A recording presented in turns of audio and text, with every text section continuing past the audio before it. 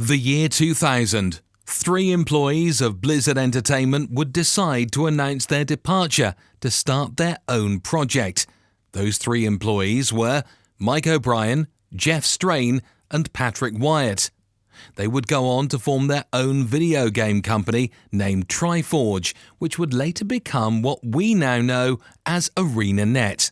In April 2003, Arenanet announces that they started developing their own game called Guild Wars. In April 28, 2005, Arenanet introduced their new and only IP called Guild Wars, specifically Guild Wars Prophecies, an online cooperative adventure game, or as the millennials would call it nowadays, an MMO light.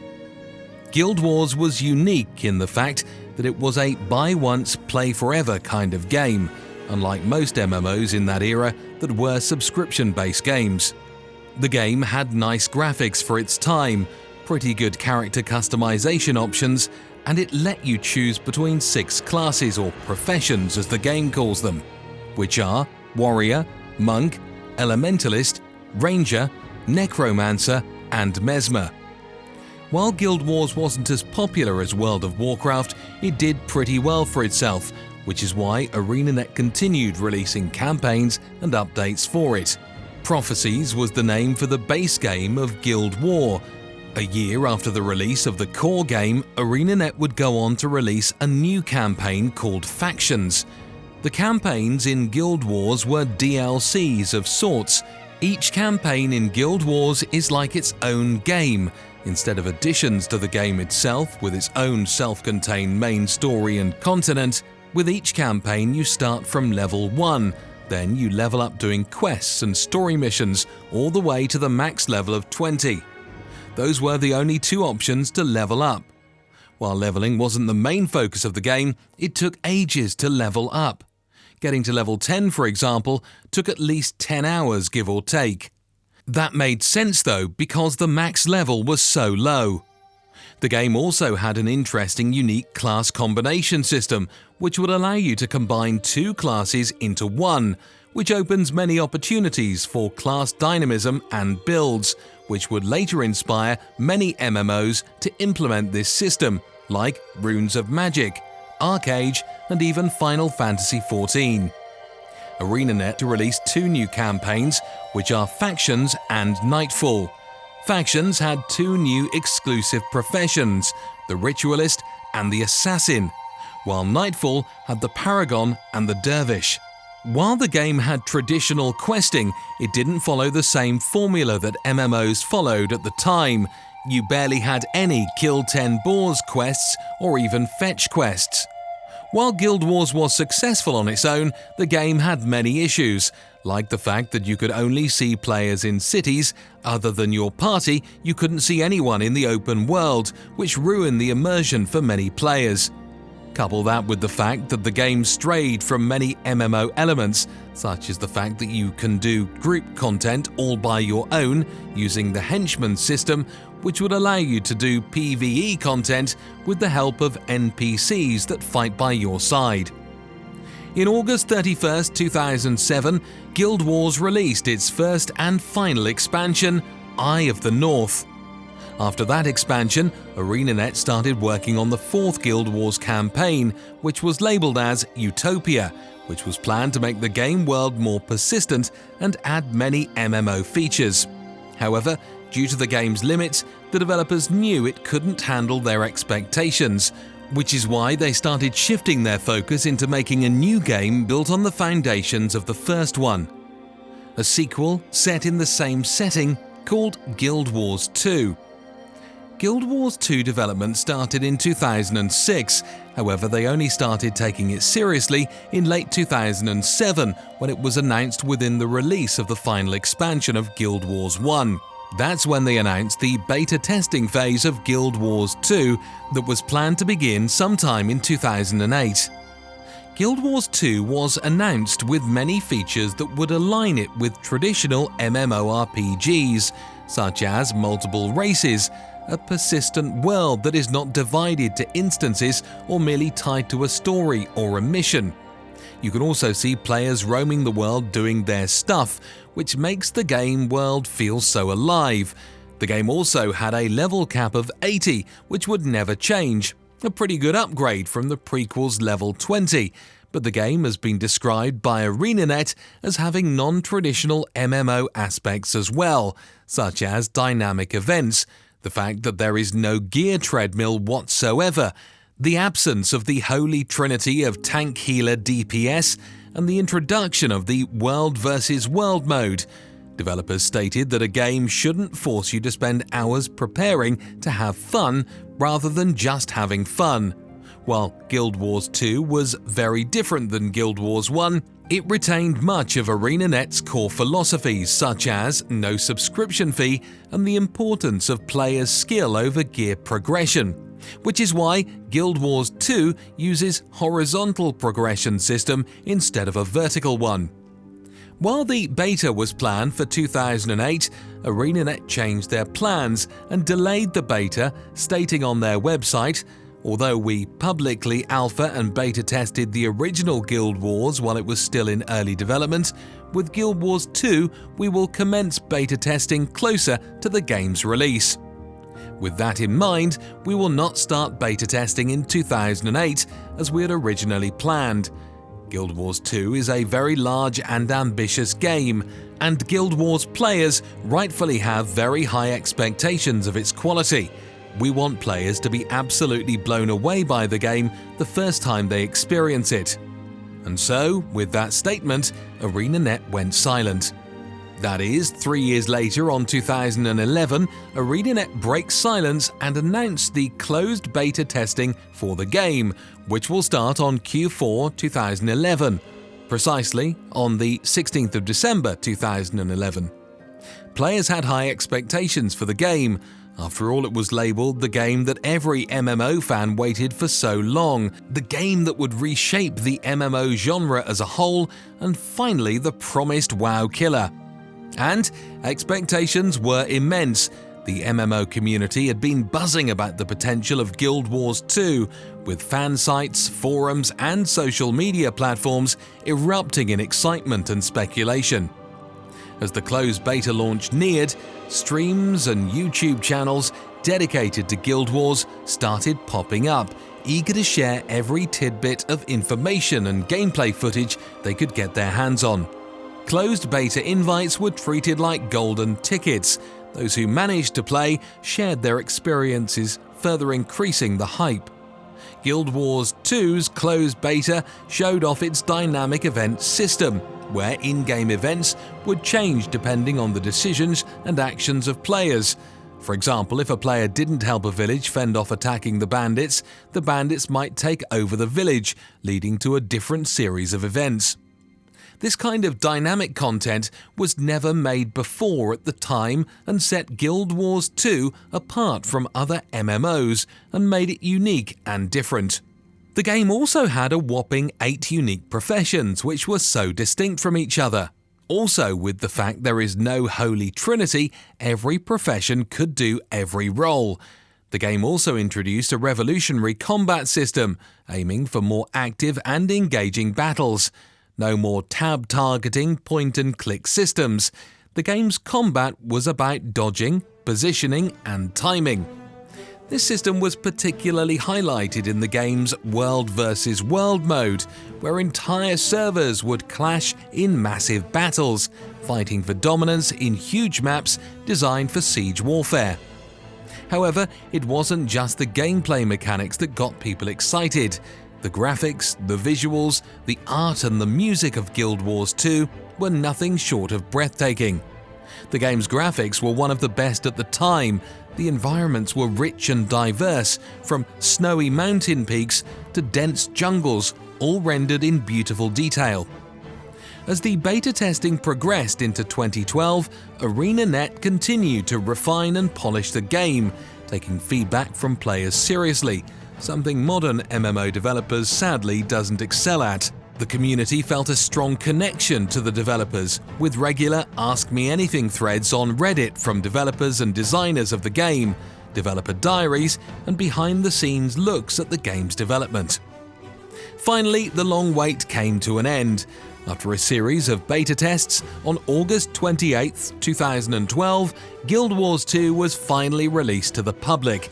The launch was met with critical acclaim. Reviewers praised its innovative features, breathtaking world design, and the refreshing absence of a subscription fee. Players flooded into the world of Tyria, eager for adventures and carving their own legends. Popular content creators at the time, such as Angry Joe Show, created videos about the game that was watched by millions of viewers. Every MMO fan was excited for Guild Wars 2. While the WoW Killer label is often thrown around loosely in the MMO world, Guild Wars 2 certainly made a strong case for itself. It stood as a testament to Arenanet's dedication to push the boundaries of what an MMORPG could be.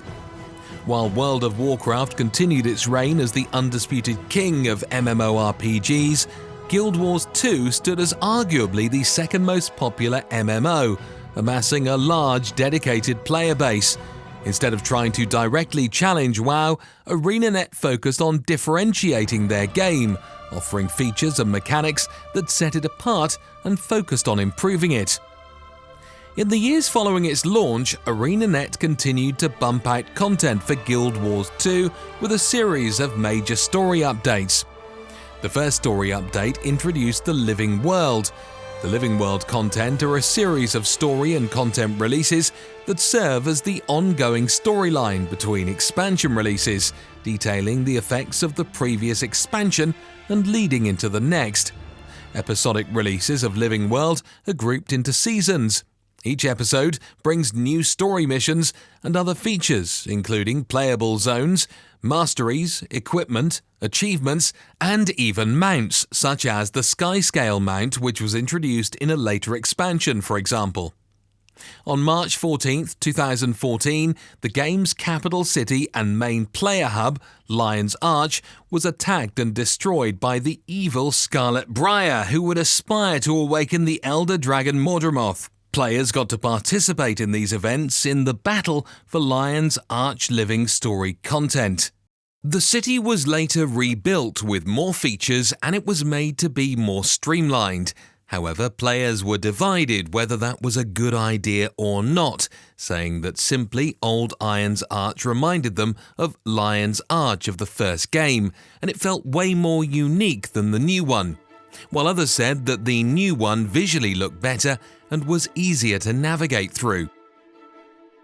To say Guild Wars 2 had a significant impact on the MMORPG genre would be an understatement. Arenanet's approach to game design, their commitment to their community, and their dedication to crafting a unique and evolving world set a standard for what MMOs could achieve. And with the fact that Guild Wars 2 was only getting bigger and more popular, Arenanet decided to improve on the game's new player experience, granting rewards for each level ding, and also providing more guidance to the players in the quest track, and making the new player zones easier and simpler. While these changes weren't well received by the players, it served its purpose in retaining players that were new to the game. As time flew by, the future for Guild Wars 2 looked bright. Arenanet, with their passion for innovation and player-driven experiences, continued to promise more content, more stories, and more adventures for the players.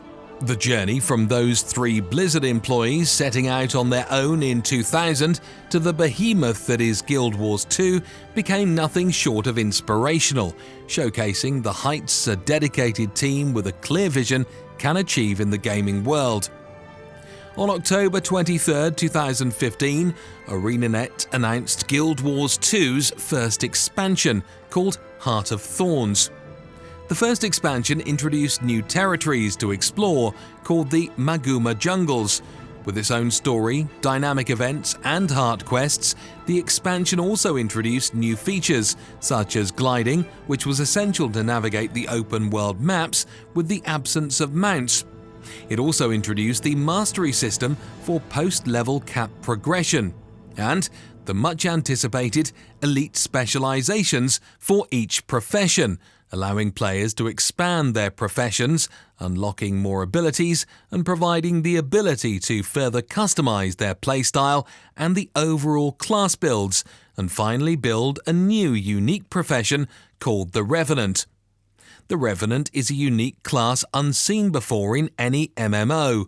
Its lore was simply that it's tied on Tyria's past heroes, sort of a reincarnation of them. You can often hear those heroes talking to you, guiding you throughout your journey. Following Heart of Thorns, Arenanet showed no signs of slowing down. Their dedication to building on the base game led them to their next and possibly biggest expansion called Path of Fire, which was released in 2017. In Path of Fire, players ventured into the Crystal Desert and the Elonian territories, regions previously explored in the original Guild Wars but greatly changed over the years. Path of Fire was particularly known for introducing mounts to the game, but in a way that was distinctly Guild Wars 2's approach. Instead of just speeding up, traveling around the world, each mount had its own unique mastery tracks and abilities, such as the Springer's high jumping ability or the Skimmer's ability to hover over water and dangerous terrains in high speeds. These additions completely transformed the game's exploration and the world's traversal mechanics, making the world even more immersive and engaging and easier to navigate through. Beyond the major expansions, Arenanet ensured Guild Wars 2 stayed fresh with the Living World content updates. Throughout the years, the game saw several Living World seasons, each one adding to the rich tapestry of the game's lore, introducing new characters, challenges and adventures. Amidst the release of Season 4 of the Living World story, which was poorly received by the player base, Arenanet took a massive financial hit, laying off 143 of its employees. While it was not a direct result of the poor reception of the new Living World seasons, the game also felt like it's slowly stagnating. Players started being concerned about the game's future, and some even lost hope and faith of Arenanet, which would later announce the Icebrood Saga, which was the straw that broke the camel's back, as they say. While the storytelling in the Icebrood Saga wasn't particularly bad, it was disappointing due to the fact that players had longed for something way bigger. It just wasn't as exciting a new expansion release. For example, while the story was decent, the ending felt very rushed. It also didn't improve much on the game at all. There were no new mounts, no interesting masteries, and the zones, while beautiful, were boring. Arenanet faced another significant challenge: the rise of other MMORPGs. Games like Final Fantasy XIV had managed to reinvent themselves and drew many players with their content updates and expansions. The MMORPG market was becoming increasingly competitive, and Guild Wars 2, once seen as a major innovator, was now struggling to keep pace. Many players felt that Arenanet was no longer listening to their feedback, and decisions were being made more from a business standpoint rather than what was best for the game and its community. On March 12, 2020, Arenanet would fix their mistakes by announcing Guild Wars 2's next expansion, called End of Dragons, set in the land of Cantha. It was heavily targeted to nostalgic fans of the old game, while also appealing to the newer Guild Wars 2 players too. I myself have never played the first Guild Wars, but I still enjoyed it. While the story wasn't as good as Heart of Thorns' story, and the features weren't as big as Path of Fire's, it still felt enjoyable, although the new territories, elite specs and masteries left a lot to be desired. The masteries were cool, don't get me wrong, but after Arenanet's more than 3-year-long disappointing decisions and the game being content dry, it just felt lacking. Players expected something bigger, similar to the previous expansions. Arenanet had a pattern of getting better each expansion. Path of Fire was miles ahead of Heart of Thorns feature-wise, and Heart of Thorns was 1,000 times better than the core game. In End of Dragons, though, Players felt like Arenanet broke that pattern when they introduced their worst expansion so far. While fishing was cool, the turtle mount was decent, skiffs were a bit meh, the story wasn't as good as Heart of Thorns, nor was it feature-heavy like Path of Fire. After End of Dragon's not-so-bad success, Arenanet would announce the game's latest expansion, Secrets of the Obscure, which is based on the Wizard's Tower that was floating above the sea in Kessex Hills for more than 10 years. Arenanet also announced that they would be shifting their focus to pumping out huge new content for the expansion every few months to make it feel fresh. Due to the fact that Secrets of the Obscure is a pretty new expansion that takes a different approach to others, we still can't comment on its success, although I have high hopes for it so far. It's got an interesting story and features up till now. Now that we reached the end of our video, remember to take everything that was said in the video with a grain of salt, as I have never played the first Guild Wars game. After all, I'm only still a filthy casual who basically researched the game's history. I would like to thank you all for your support and for helping me reach 200 subscribers. It means the world to me and I really appreciate your support. As always, be safe, keep your spirits high and have a pleasant day.